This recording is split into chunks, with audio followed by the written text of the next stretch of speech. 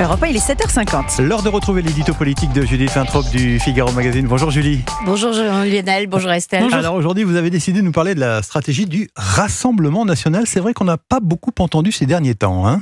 Mais les grandes douleurs sont muettes, disait Raymond Queneau. Le parti de Marine Le Pen se voyait gagner les législatives. Il a raté la majorité absolue et de beaucoup. Il n'a que 126 députés au lieu des 289 nécessaires. Matignon échappe à Jordan Bardella. Il est déçu et il n'est pas le seul. Quitte à perdre les élections, Emmanuel Macron aurait préféré une cohabitation avec le RN. Lui aussi, il s'y voyait déjà. Il aurait incarné le rempart républicain à l'Élysée, laissant les frontistes gouverner et faire ainsi, il n'en doutait pas, la preuve de leur incompétence. Et Marine Le Pen aurait grillé ses chances pour 2027.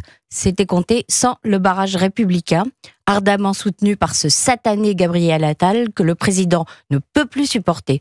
Le Premier ministre démissionnaire n'est pas pour rien dans le casse-tête que doit résoudre le président. Cela dit, Judith, la position du Rassemblement National n'est pas beaucoup plus enviable. Pour le moment, mais ne rien dire et ne rien faire, en politique, ça peut rapporter gros. Le RN a-t-il une quelconque responsabilité dans le spectacle désolant qu'offre aujourd'hui l'Assemblée nationale ? Faudrait être de très mauvaise foi pour le prétendre.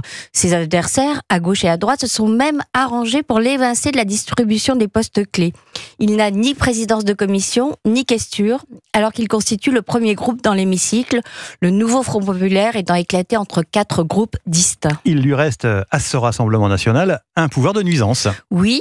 Et c'est d'ailleurs probablement ce que vont rappeler Marine Le Pen et Jordan Bardella à Emmanuel Macron quand ils seront reçus à l'Élysée, lundi normalement dans le cadre des consultations menées par le président pour trouver un Premier ministre. Marine Le Pen l'avait d'ailleurs annoncé dès début juillet quand elle a déclaré, je cite, « Une chose est sûre, le groupe RN censurera tout gouvernement où des LFI et des écologistes auraient des responsabilités ministérielles. » Mais la question qu'on se pose maintenant, c'est que fera le Rassemblement National si le président nomme un Premier ministre de droite ou de centre-droit, Macron compatible ?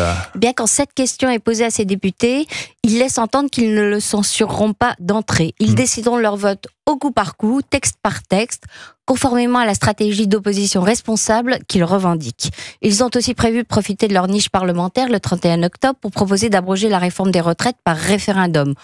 Proposition qui n'a quasiment aucune chance d'aboutir, mais peu importe. En participant le moins possible au chaos qui s'annonce, entre absence de majorité à l'Assemblée et désordre budgétaire, le RN espère bien en toucher les dividendes. Et oui, peut-être qu'on aura une réponse tout à l'heure, puisque Guillaume Bigot, député RN du territoire de Belfort, Judith sera notre invité tout à l'heure à 8h13. Signature Europe 1, Judith Vintraub, donc du Figaro Magazine. À la une du Figaro ce matin, une bonne nouvelle.